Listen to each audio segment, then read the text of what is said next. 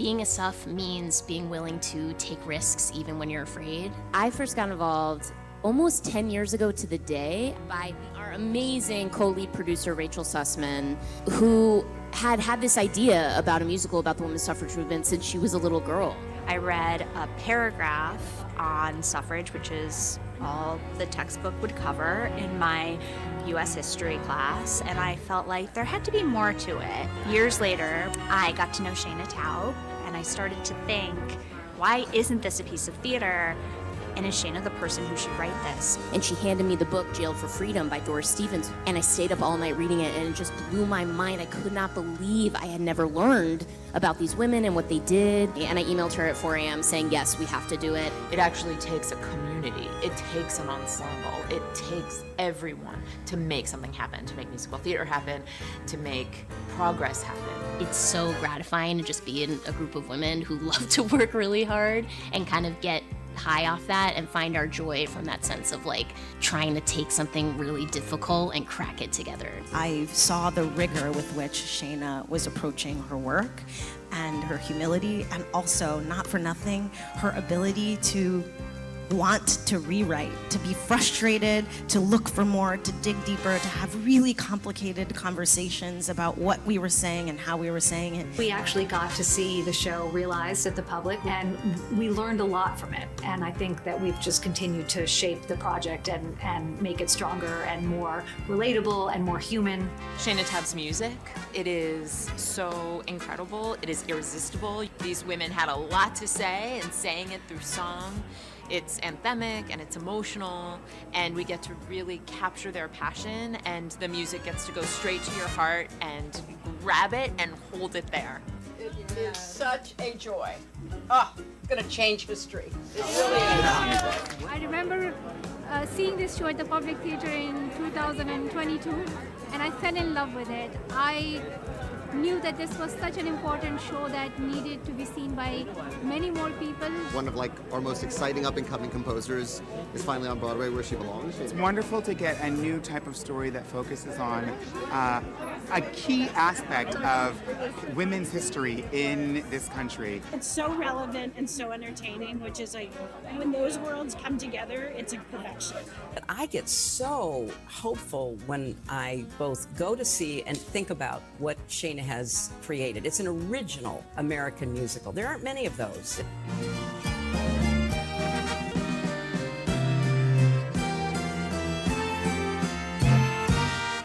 I want people to head out of the theater feeling amazed at what these women were capable of a century ago and feeling inspired about what they could do now. And at the end of this story, it becomes so clear that this fight is not won. What if the SUFFS could turn out 100 years ago and see us here in 2024? What message would they leave us with? The song says, your ancestors are all the proof you need that progress is possible, not guaranteed. It will only be made if we keep marching on. Come on, keep marching, marching, marching. Come on, keep marching, marching, marching. Come on, keep marching, marching, marching. Come on, keep marching, marching, marching. Keep marching on.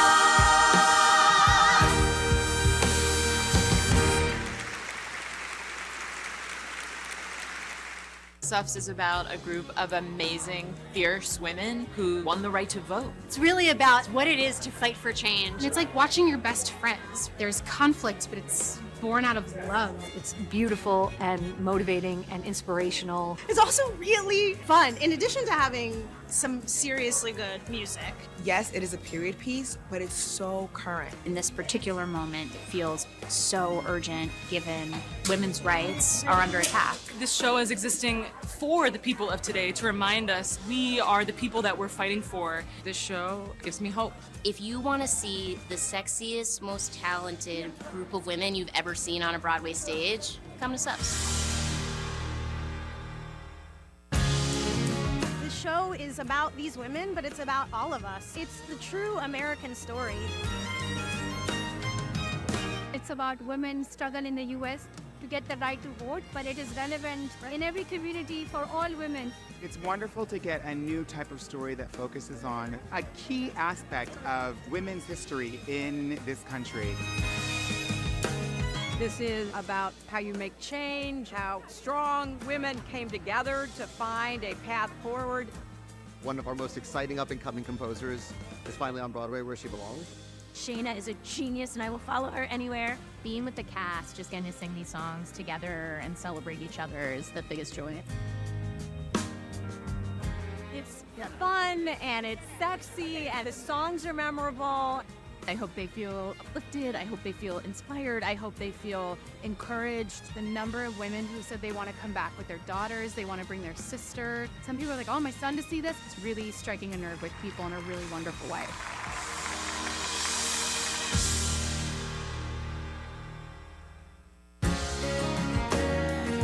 We loved and loved SUFFS. When I say loved it, I cried, I laughed. She did. I love new musicals. I can go out and yell it at the top of my lungs or sing it at the top of my lungs. I thought it was so funny. It's really, really funny. It's super entertaining. The music's phenomenal, and it was really emotional. And that's so exciting when you can make real stories come alive in a way that makes everyone want to learn more.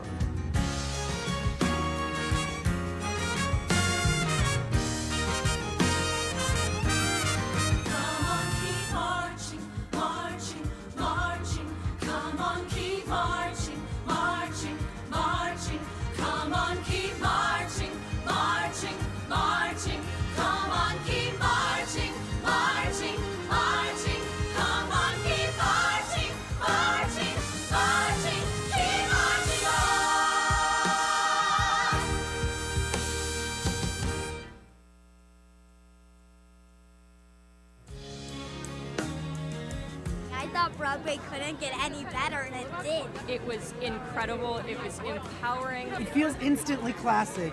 Just seeing so much joy and laughter and power on the stage. Everything about it is very new and unique from what else is on Broadway right now. There's humor, there's sadness, the acting was incredible. Everything you're looking for in a musical is there. I think one of the most incredible and unique things about the show is that Shaina wrote it and is also starring in it. Such an inspirational message that Shaina wrote into the show that I'm going to carry with me for forever. It is exactly what we need to press forward, to make those brand new stories, to tell stories that aren't being told. I can see the show being performed for generations, for years.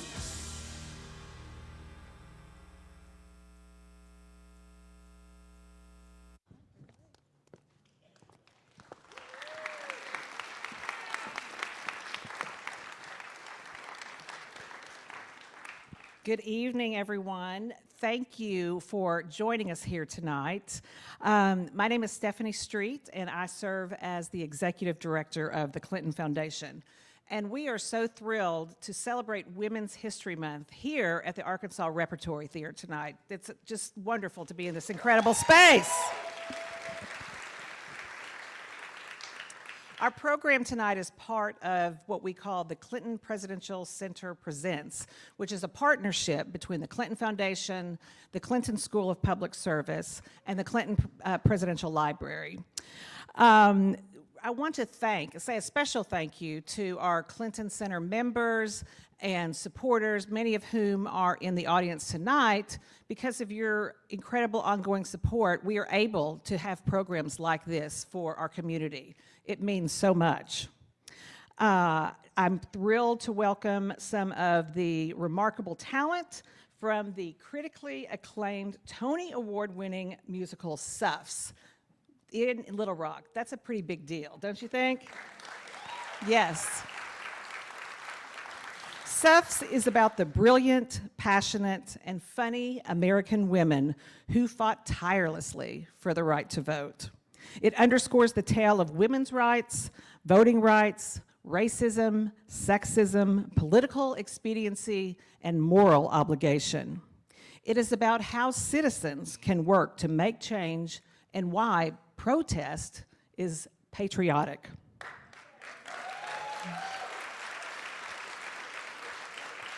So we have some very, very special guests here tonight.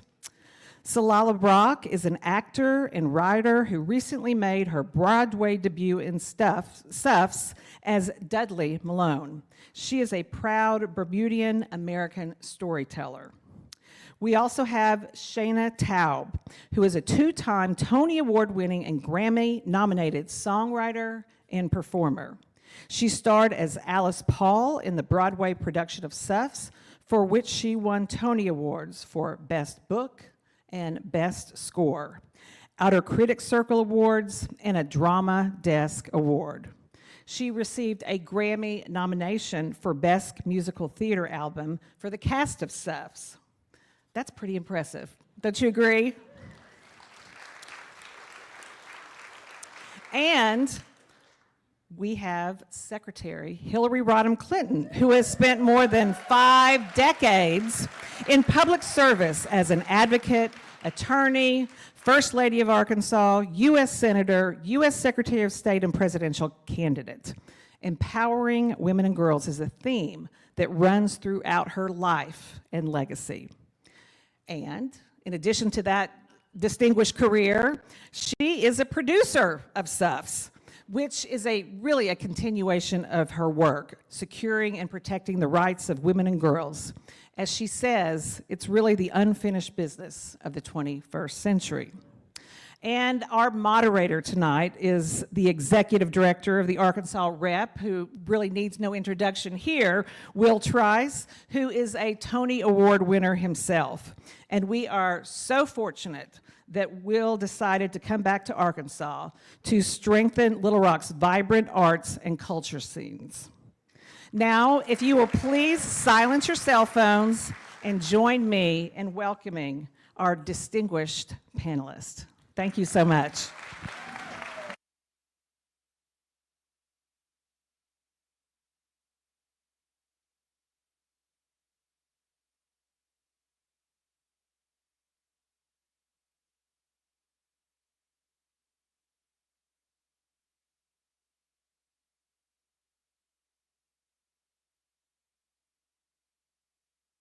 Good evening, everyone.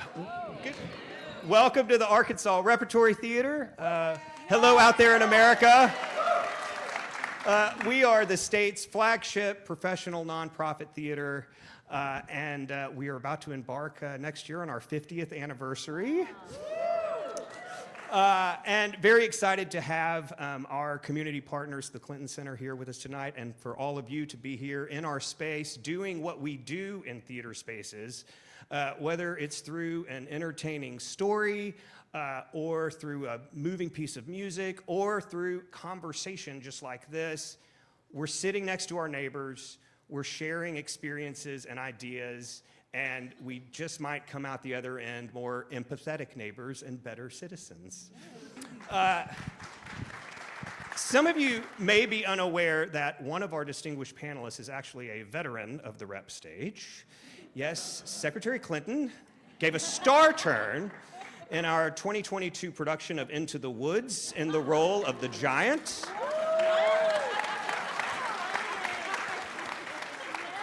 I hope you did not let the fame of that experience go to your head. You are welcome back here anytime. She was a real pro. She did that voiceover in one take, y'all. Like, she was not playing around. But we're here to talk about another amazing musical, SUFFS. All 3 of you made your Broadway debuts with this production. Shaina, you won 2 Tony Awards for your work in this production. Congratulations. And I mean, you wrote the music, you wrote the lyrics, you wrote the book. You were obviously the creative force behind this work. Tell me, where did the original idea originate from? Yeah, I'm so excited to be here in Arkansas for the first time. Thanks for having me. Truly. In 2014, one of our other distinguished producers, Rachel Sussman, we were kind of acquaintances from college. I didn't know her that well. She asked me out for coffee. She sat me down. She's like, I have an idea for a musical. What do you know about the American women's suffrage movement? And I was 25 at the time, and I was sort of embarrassed to realize that I really didn't know that much. I was like, Susan B. Anthony is on a coin, and there was like a convention in upstate 19, but I sort of just realized in that moment, oh my God, I don't know. And she handed me a book that I highly recommend if you haven't read. It's called Jailed for Freedom, which is this riveting firsthand account by a woman, a real woman wrote it, obviously, a suffragist named Doris Stevens, who ultimately became one of the characters in the show. And it's an account of specifically the White House picket protest in 1917. And I just stayed up all night reading it. And I could not believe that I had gone through the American public school system hungry for a story like this, searching, looking. I wanted to write a story about a group of girls taking on a system. I was taking the Robin Hood myth and gender flipping it. I was looking for a story like this. And I was like, oh my God, this was in my own backyard this whole time, and it is yet to be majorly dramatized in American media. So I just emailed her at 4 a.m. and I was like, we have to do it. And 10 years later, we opened on Broadway. I love it. Yeah, 10 years. That's how long it takes. Secretary Clinton, so much of your work for the past decades have been about preserving history, promoting stories about women. Big fan of your series with Chelsea. Yes. Prior to being involved with this show, what was your experience with this topic, with this history? When were you first exposed to it? How did your interest in it develop over time? Well, first, Will, I have to say it is such a thrill for me to be here at the Rep, on this stage with all of you, but particularly with you. I don't want to embarrass Will, but Will and Chelsea are longtime friends, and I just think of those years, so many years ago, and then when you moved to New York and, you know, became friends, obviously, with Chelsea's husband Mark, and then came back to Arkansas. So I have to say thank you. Thank you for everything you're doing here at the Rep and what it means to Arkansas. It really is wonderful. Thank you. Thank you. I didn't learn hardly anything about the suffrage movement in America when I was actually going to school. It was very much, as Shaina said, I didn't really learn very much about any woman when I was going to school. I sort of vaguely remember maybe Joan of Arc or Queen Elizabeth I, Cleopatra. I mean, it wasn't a very big group, and it was certainly not part of American history. So for me, it was much later after, certainly I graduated from college, law school. I started reading, and I would read things and learn more. And I learned about the first women's conference that demanded equality, and it was in upstate New York in a place called Seneca Falls in 1848. And about 300, mostly women, but also some really stalwart men like Frederick Douglass, gathered together and issued something called the Declaration of Sentiments. And it was the first time in any organized way that any group anywhere in the world had put forth a quite comprehensive platform about the rights that women should enjoy. And so I began to learn a lot more. And of course, you know, the people whose names were at the forefront of that were people that I paid attention to. But then it was also a lot later that I learned about this final push to get the 19th Amendment passed. And so again, I knew something. I knew that the first real march for anything in America was the Women's March for Suffrage. And so I was interested, and then when Shaina and her wonderful producers and her great cast first previewed SUFFS, it was at the Public Theater in New York City, and I went to see it, and I loved it. I loved the fact that it was about our history and a piece of our history that people didn't know enough about but should know more about. And I was so excited to encourage and really support Shaina and her team. And then out of the blue, I get a letter from her which asked me if I wanted to be a co-producer of SUFFS. Well, you know, I was thrilled to be really clear. It was so exciting, but I had no idea what a co-producer did. And so I told her that. I don't know what you do as a co-producer, but if I can be helpful, I will love to be helpful. And then Shaina was so great because she sent me a video of some of the new songs she had written. She'd been working really hard at, you know, kind of tweaking the story, changing scenes around, eliminating some songs, writing more songs. And I got to see from afar that creative process at work. And then she was nice enough to invite me to be part of some of the rehearsals that were happening. She invited me to something called a Zitz probe, which I had never heard of. And apparently it's a German word where the cast sings for the first time with an orchestra. So I went to that. It was thrilling. I got to sit in the rehearsal room and watch these amazing actresses and singers just like take the, you know, take the score and just soar with it. And it was so exciting to see how Shaina had transformed what I saw at the Public Theater into what I was seeing in the transformation on its way to Broadway.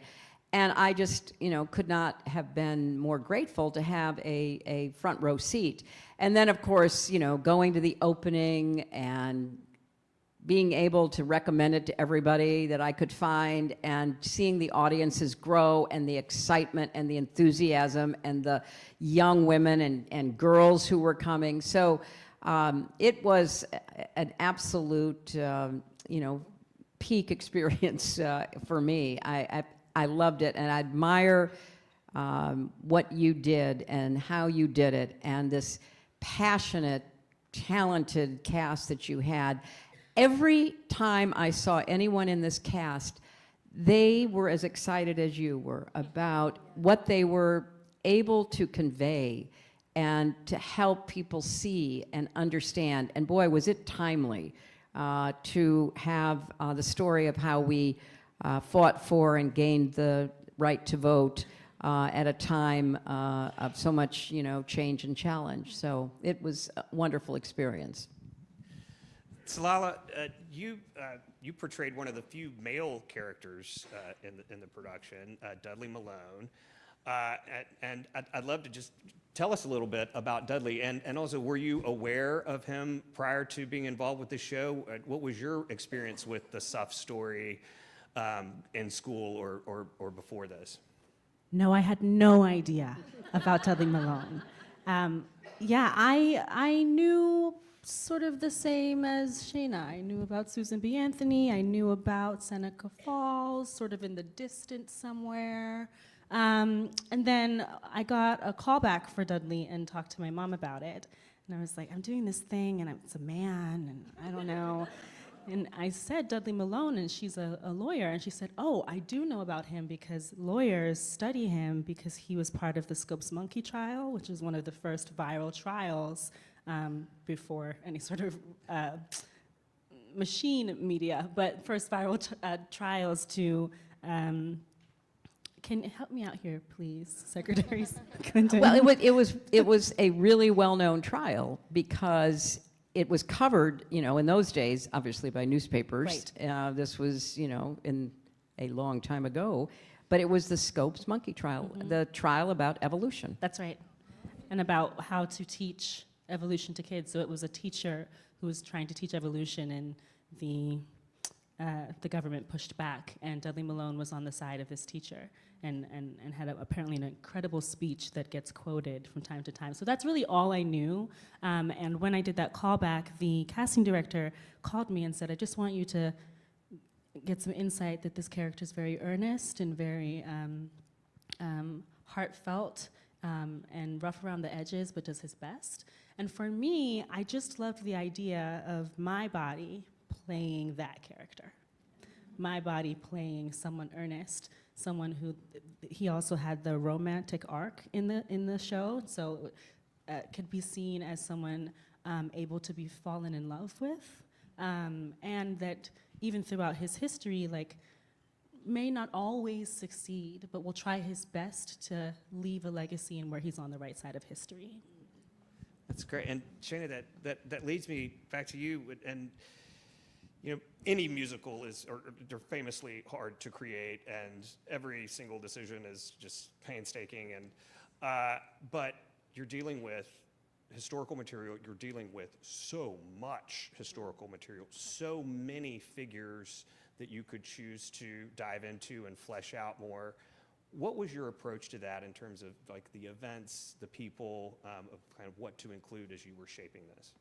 Absolutely. I mean, as from that night that I was so obsessed with Jailed for Freedom, I just went on a suffrage bender. I was like researching every book. My entire small one-bedroom apartment is 95% suffrage books. But the single biggest challenge as a dramatist was distillation, because there's so much, and it has, like I was saying before, has not been majorly dramatized. I think often with other historical pieces, just to give an example, Hamilton, which I love as much as everyone does, is amazing. Most of us are familiar when we walk into Hamilton with George Washington, with Thomas Jefferson. So when we see Hamilton is flipping a script that we've all grown up reading, and that's the thrill and the genius of Hamilton. For me, when Alice Paul walks on a stage, for the majority of my audience, no one knows who she is. When Inez Milholland, Carrie Chapman Catt, Ida B. Wells, you know, some folks might, but I was realizing that I would be introducing a lot of people to these folks. So it was always this challenge of, how can I always prioritize humanity over history? How can I really foreground their emotional lives over facts and figures and details? So I had to put aside my own passion and love for the historical detail and try and think, what is the least amount of expositional information I can give an audience so they can get on this ride dramatically? And what are the moments that I can show that you can't find in the history books? That was and it took me years and drafts to come to this. This was not something I sat down realizing. What was Alice Paul thinking at 3 a.m. when she couldn't sleep and she was pacing around her office trying to resist the urge to have a cigarette? You know, like what was going through her mind? I wasn't gonna find that in the book, and that's what theater can do. What I realized is, you know, a museum exhibit, which is also essential to culture, is beholden to sort of accuracy, facts and figures. Maybe a statue might be inherently celebratory, or it's stone, but in the theater, we can humanize people. So it was always, how can I really imagine these women's full emotional lives over the sort of facts and figures of history? And then, I mean, I could talk about this all day, but one other point is like, I really wanted to show, among many things, one was that a social movement is a messy web of a lot of people working together, yes, across all differences, and it's a group. It's why I didn't call the show Alice, or it's called SUFFS, it's about the group. And yet, dramatic structure in a play, or Western dramatic structure, you know, there's lots of different schools of thought, really emphasizes a protagonist. So it was, how did I make, and I wanted to make a satisfying piece of American drama that people would respond to. So how could I both include the messy big web of people and include as many characters as I could, the way that my favorite historical musicals like Ragtime do. And yeah, Ragtime, the greatest. Ragtime is my yes, clap for Ragtime. These our park rangers? Oh my God, we got the most incredible tour at Central High, the historic site. Thank you for that beautiful tour. We have some park rangers. Thank you so much. Hi. Thank you. Class of 97. Yes. So yeah, it was always those challenges, those tensions. How do I include a lot of people while also having a satisfying dramatic structure, and how can I prioritize emotion over information? Well, and a follow-up to that, I've got some great audience questions here, and one is related, which is, how do you then approach poetic license versus historical accuracy and facts? It's a great question. I really, over time, had to give myself permission to invent. I think I felt a sense of responsibility to these women that was both helpful and unhelpful, right? Because there was a reverence that I have for them and continue to have, that I needed to also check at the door as a writer and allow myself to make things up. As I was saying earlier, we don't know what Alice or Ida or Inez was really thinking. So I, in this one show, have to imagine it. And then there's 1,000 little decisions, like, one example, you know, Alice Paul and Lucy Burns, two of my main characters, had a lot of experience in the British suffrage movement before they came to America to bring a lot of these protest tactics to the US. And they had already gone to prison in the UK and had already gone on hunger strikes, but I got rid of that because for me in a play, I find it's often most useful dramatically when a character is experiencing something for the first time. So if I'm going to tell this whole story where these women are in prison going on hunger strikes, if my main character has already gone through that, it's not as exciting. So that's like just an example of like, even though that was against the history, it served. I had to learn to embrace the fact that Alice Paul in SUFFS the musical is not Alice Paul from history. It's a character. Yeah. That's great. I think we would all love to get a taste of your work. Tsilala, Shaina, would you perform a song for us from the show? Will do, can do. Yeah. Why don't we'll get situated over there and then I'll set it up a little bit. Does that sound good? Do, yeah. Okay, yes. Give it up for Will moderating this. Go, Will. Doing amazing. I've got cards. This is like, So while they're getting set up, I just want to say two quick things that adds to what both of them said. First of all, Doris Stevens, who wrote the book that got Shaina interested in the first place, Jailed for Freedom, ended up marrying Dudley Malone she's my wife. in real life. Yes. In real life. Can you believe it? And so it's like an amazing story that you can barely believe. The second thing is the way that Shaina creates the tension between the people who have been in the struggle for decades and the people who show up and say, why haven't you gotten this done? And get out of the way, it's our turn, is so well done. And it's like a story of progress. There are always those conflicts. And you know, the way that she captured that and the way she's used the characters. And it was fascinating because a lot of people who saw it would say to me, wow, I have a better understanding about how hard political change is. And so the people who'd been at it, like Carrie Chapman Catt, you know, she was determined to do what she thought would work, and Alice Paul saying no, but at the end, it was both the older and the younger approaches that merged to actually get it done. Absolutely, absolutely. And speaking of that and different approaches, this song, y'all are in for a treat because, as we've said, Tsilala in SUFFS played Dudley Malone beautifully. Tonight, she's actually going to sing a song that she did not sing in the show. We were so excited about this trip. I was like, what do you want to sing? And she was like, what if I sing Wait My Turn, Ida B. Wells' song? And I was like, hell yeah, you can do anything. You're Tsilala Brock. So just to set up this song a bit, one of the first big dramatic events is the show, and just the disclaimers that as I sort of set this up, like I was saying before, this is the version from SUFFS. It's like my own unique amalgamation of the historical events, even though the historical events are even more nuanced and complex and thorough than our 2.5-hour show can be. But Alice and her crew are planning. Oh, I'm so sorry. Hello. Yes. Oh, this is so wonderful. Sorry, I just saw you. What a treat. Give it up for the interpreter. Wonderful. They are planning this march that, as Secretary Clinton was saying, was the first mass mobilization of American citizens down Pennsylvania Avenue in Washington. They're planning this giant women's march. And to make a very long story short, they're planning it in D.C., and they have invited women from all over the country, from all backgrounds, to participate. But the central organizing team is a group of white women. And they receive feedback from some of the southern chapters of suffrage organizations saying that they're going to pull their funding if women of color are invited to march. And so, yeah. I mean, there's a lot to say, but it was really important to me to be honest about the racism within white women in this movement that we still, of course, see today. And I think it's something we need to really confront. And also, it's well, we'll talk about it more after. But anyway, just setting up the song, getting there. Sorry, thanks, Tsilala, for waiting. They decide, well, we don't want to we have a good social conscience. We would never exclude Black women from marching, but we're going to ask them to march in back, which of course is a racist, segregationist compromise, and we know this.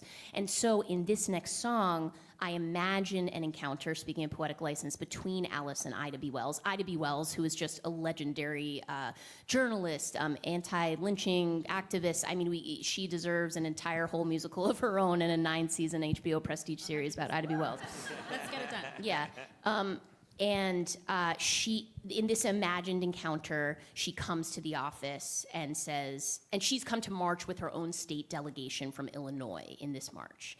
And she says, why have I been told to march in back? And Alice and the group kind of like fall over themselves to try to explain it to her and say, all due respect, but we don't have a choice. Without the Southern women's support, there might be no march at all. And, you know, Mrs. Wells, I think we all must do whatever it takes for the march to go on, even if that means waiting your turn. And this is what I imagine Ida's response might be.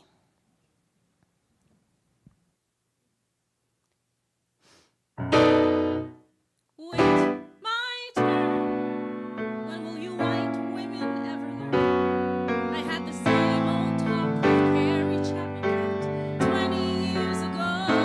I thought you might be better, but you still don't know.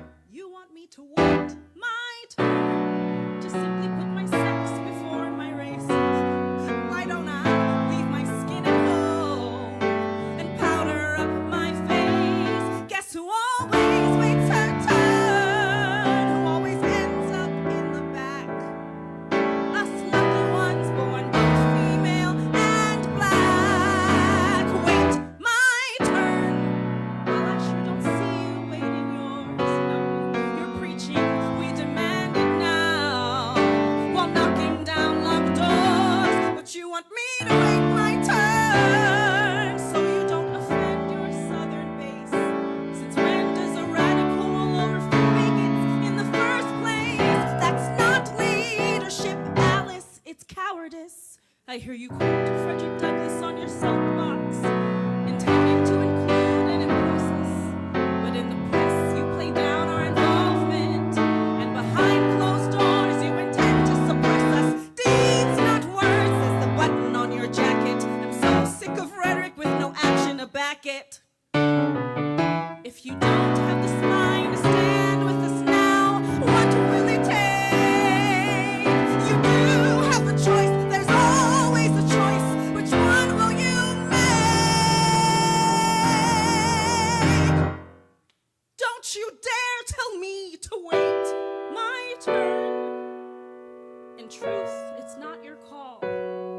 Either I march with my own state delegates, or I don't march at all. I'm not here to soothe your guilt. That is none of my concern. I won't beg for your approval, which I shouldn't have to earn. So no matter what they tell you, I will not wait one more minute for my turn.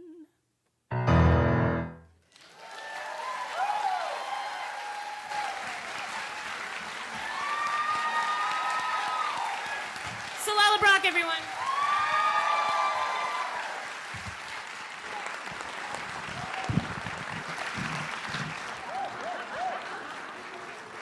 Thank you all so much. I've never sang that before. That was so. But it is a testament to the writing that Shaina has, because to have a chance to sing it and say all of those things that is so nuanced is extremely powerful, especially because for the last year I played a very earnest white man. So I'm thankful for the opportunity to also put such a legend's imagined voice in my body. So thank you. Let's give it up for Tsilala, everyone. Yeah. There's so many memorable lines in this show, and the show in general, it speaks not just to the specific suffrage movement, but also women's rights in general, civil rights, LGBTQ rights, you name it. There's one line in it, a poignant question that's asked near the beginning, which is, how can we do it if it's never been done? And I think the same could be said for this show, this production, because I think we have all seen that stories that center women very often get overlooked. And Secretary Clinton, I wonder if you could maybe speak to why you think that is and what the heck can we do about it? How do you do it if it's never been done? It's hard. I think, it's been a very, very important contribution to American history and musical theater that this show has been both conceived and produced and kind of given to us, because it does tell an important part of who we are, warts and all, and how we had to keep going to realize just fundamental equal rights under our Constitution. And the women who were in the midst of that over so many years, it had never been done before, and they knew it had never been done before, and they tried every way they could imagine to convince the people who held the power, which were the political and business leaders of America at the time, the white men who ran our country and ran our economy, that it was something that would make us stronger, make us fairer, make us, closer to our more perfect union. But it took so long. And it's an incredible tribute to everybody who didn't give up despite how hard it was. And, the way that Shaina imagined Ida B. Wells was so impactful because it did come right out of the history, although of course there had to be poetic license. I mean, Ida B. Wells did show up at the march, and she did refuse to march in the back. And Inez Mulholland was on a white horse. And so the way that, these historic facts are used to tell a much broader story than even what you see in the play over the 2.5 hours, it reminds us of how hard progress can be and how there is in politics no permanent victories or defeat.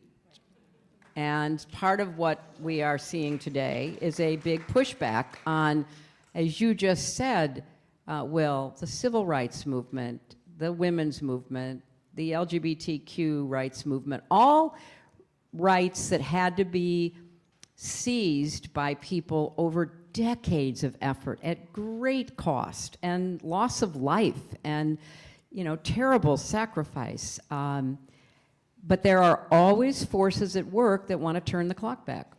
And it's important to recognize that you have to have people who are able to envision a different future and then really work as hard as they can and then pass off the baton to whoever comes next to keep working toward it.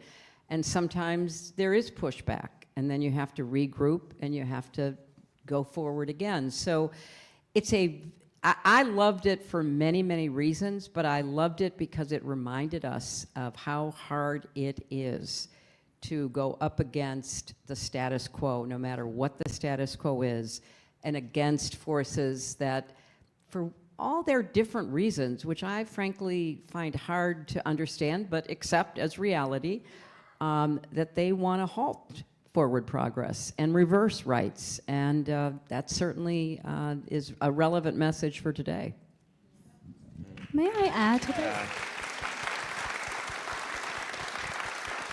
Tsilala, were you going to say something? Yes, can I just add to this? Because that's also my favorite part of this show and of this writing, is that the progress that we see with these women took way longer than the history books allow us to know, right? They stood outside of the White House for seasons it was actually a viral moment where people knew about it enough that they would travel to Washington to see these women stand outside of the White House. So not only is it cool that this was the first protest outside of the White House, not first female protest, but just humans in general, but also that it took so long, or the story about Black women standing in the back of the march. That is what they were asked to do, and that's something that we should all confront about a truth of our history. But the other part is that they didn't end up in the back. They did end up, because of not stopping.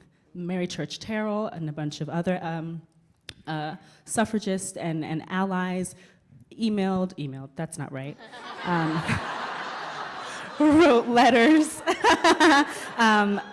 throughout the night up until the morning of the march, so that I'm a member of Alpha Kappa Alpha Sorority Incorporated, and then the second historically Black Greek sorority, Delta Sigma Theta, their first public event once they were incorporated was this march. And the Mary Church Terrell argued in these letters for them to not be in the back with a race, but with the group of students, the same way that Ida wanted to be with her delegates. And so for me, in the micro and the macro, I learned from this, and the beauty of art is it reminds you, it's a reflection of what we might forget, which is that progress takes so much longer. You think about the boycott and the bus boycott. That's way longer than I learned about it. It just took way more months than my head recognizes. And so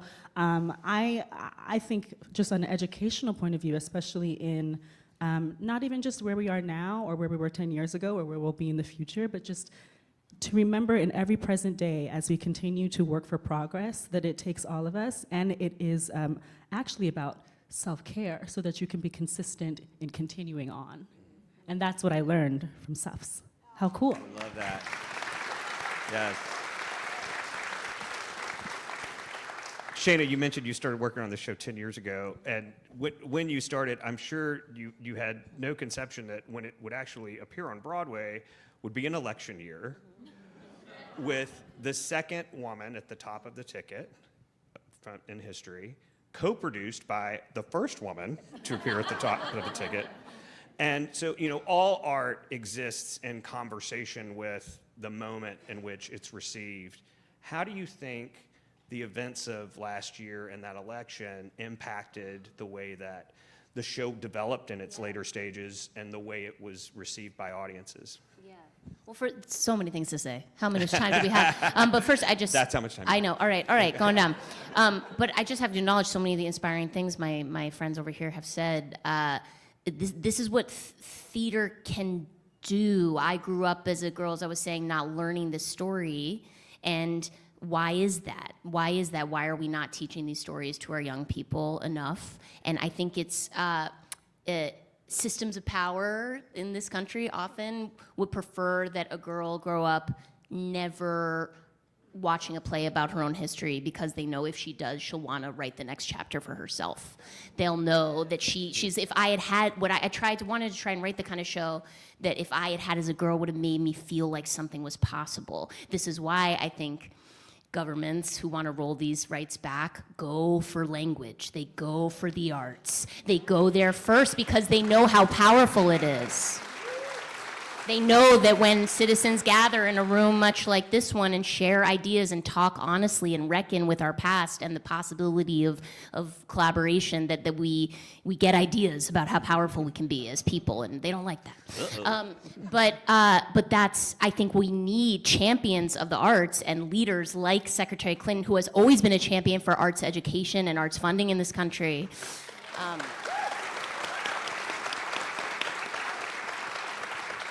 Because what I've so appreciated in getting to being admiring Secretary Clinton from afar for so many years, but having the joy and privilege of collaborating with her, is she, as a global leader, understands the essential nature of arts to a culture, and I just am so grateful for that.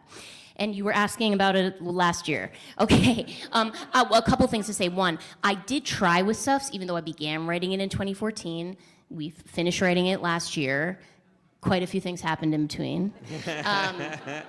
And I I really strove to create a show that was not contingent on any one particular American moment. I really tried, and, you know, only time will tell how well I did or didn't do, but to not attach it self-consciously to the events of 2016, the events of 2020, everything in between. I purposely never mention a political party.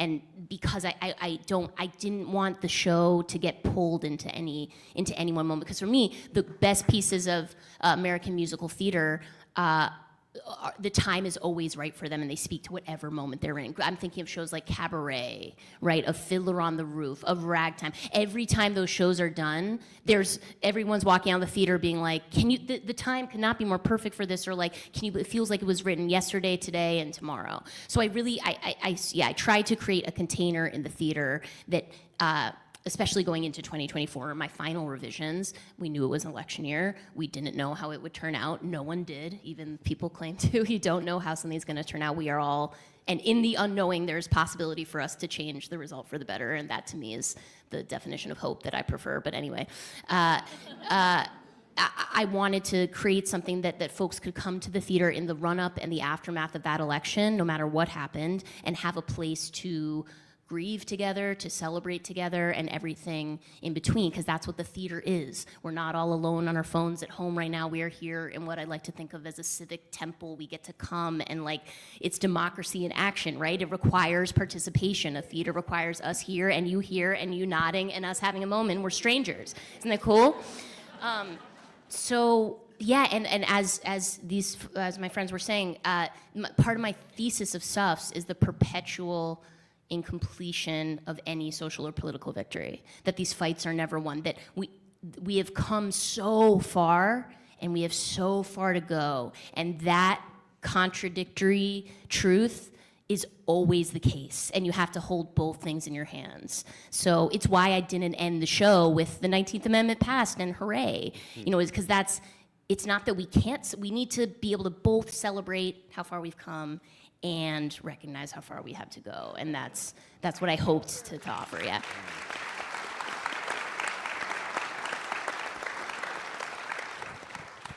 Did this experience with SUFFS and bringing them more into your life, you were portraying this story 8 times a week on Broadway, you were immersing yourself in this history, you were really devoting yourself to it. Did that change the way you experienced this past year? Yes. I think the best part was we got to really interrogate where we've been, and we got to do it together.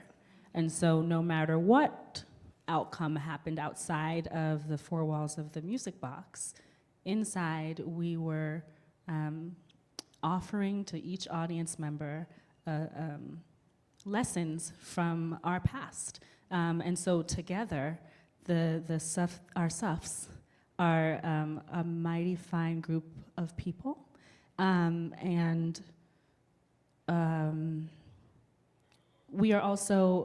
We strive for excellence, we really do, from the creative team to the backstage, our crew hands, everyone really strives for excellence, and we really, that week, it was quite tough, but backstage, we had each other's back. And for me, that is in the same way that you're saying this is a third space that cannot be taken for granted because it is democracy in essence. That sense of community, this was my Broadway debut, it really, I think I'll go forward advocating for that kind of community in any space because of how we were able to. I mean, it's like we walked through fire. So, yes, I am completely shifted by it and changed, and it's in my molecules now. And to be able to hold the extreme joys and the tears all at the same time with people who want what's best for you and expect the best from you is a very high frequency. It's just really up there. And so, yeah, it was an amazing year. I'm so thankful for it. Well, guys, thank you. And we are unfortunately approaching the end of this event, but I do, as President Clinton and Secretary Clinton like to do when they host a conversation, I would love to wrap this one up with a question for all of you, which is, and we'll start with you, Secretary Clinton, what is giving you hope right now?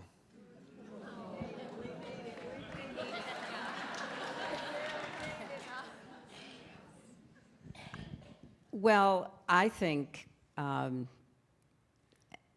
being here together and talking about the struggles of American history, and as Shaina said, how far we've come and how far we have yet to go, I believe is a very motivating thought. And within it is the hope that this wonderful, flawed, but resilient country of ours will never quit trying to do better and do what's right and be committed to our values and that concept of a more perfect union despite the bumps in the road and the challenges that we are experiencing. And, you know, I see hope as a feeling that is very both comforting and motivating. It's not a strategy, but it can get you up and keep you going. And it's a choice. You can choose to be hopeful and optimistic in the darkest times, whether those times are dark personally or in your community or your country or the world. And I think it's the choice that makes for a more satisfying, meaningful, purposeful life. So I am well aware of the difficulties we're going through, but I also am well aware of the difficulties our country and our citizens have gone through over and over and over again in the past. And the suffering, but the optimism that motivated people to keep believing that something could be changed, that it could be better. And I think that's what we should take away from SUFFS and what we should remind ourselves of. And what you said about how that community that you created in this play with everybody involved, from the cast to the backstage to everyone, we need community more than ever, because it's hard to be alone screaming at your television or throwing your phone because another outrage has happened. And so you need community where people can say, okay, you're not in this alone. We are in this together, and we're going to get through it. And if we stick together, we're going to actually come out of it stronger. So that's why I remain, both optimistic and hopeful, but that's not a strategy. You have to put the work in, you have to form the community, you have to keep standing up and fighting back. Thank you. Well, before we wrap up with one more very special performance, one thing that is giving me hope is that SUFFS is going out on a national tour beginning this fall. It has also been filmed for great performances on PBS. Shane, is there anything you can tell us about that? Or This was always, our Broadway run was such a thrill. It's always been my end goal for the show to go around the country, and for eventually also for schools and communities to get to put it on for themselves. You know what I mean? Because Broadway, while it's a beautiful, amazing thing that we got to do, it's largely inaccessible to most of the girls and kids that want to hear the story. The price for a Broadway ticket, it's just the nature of the business. It's not accessible to most families. And so I'm just so excited for schools and communities to get to put on the show for themselves and to get to watch it on public access television, because it's a story that really should belong to everyone. Great, thank you. Yeah. And can we hear one more song from the show? Yes. And be sure to listen to the words of the song, because it is a follow-up to what we were just talking about.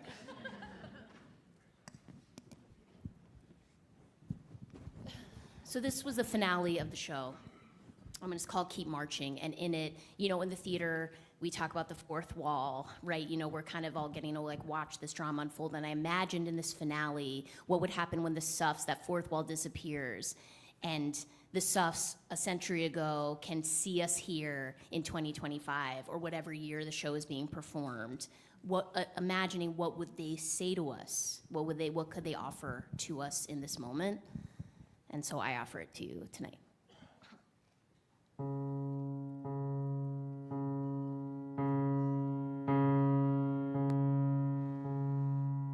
You won't live to see the future that you fight for. Maybe no one gets to reach that perfect day. If the work is never over, then how do you keep marching anyway?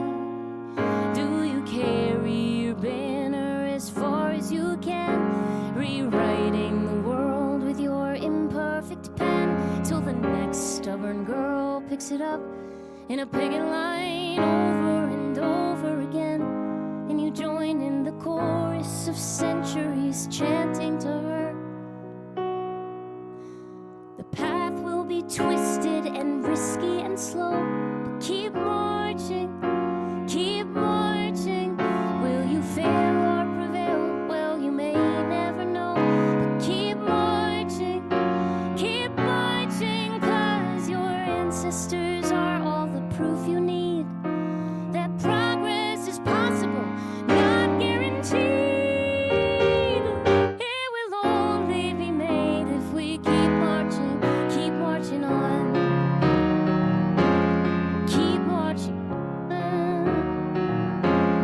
Keep marching on.